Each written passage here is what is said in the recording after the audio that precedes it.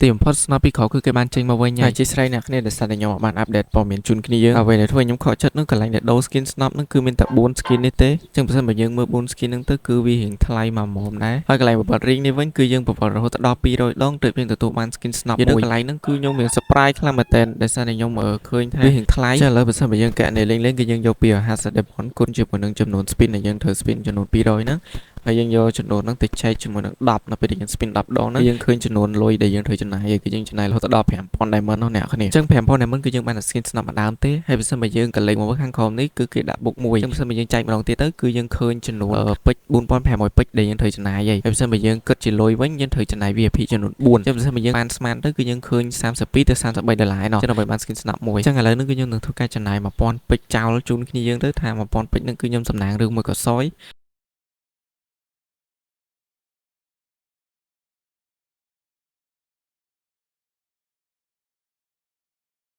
ចលនាផលចេញមកគឺអត់បានទេអ្នកគ្នាកន្លែងនេះគឺខ្ញុំទទួលបាន55ហើយកន្លែងនេះខ្ញុំដូរវិញគឺទទួលបាន87និយាយទៅ1000ពេជ្រគឺវាអត់ប្រយោជន៍ខ្លាំងមែនតើ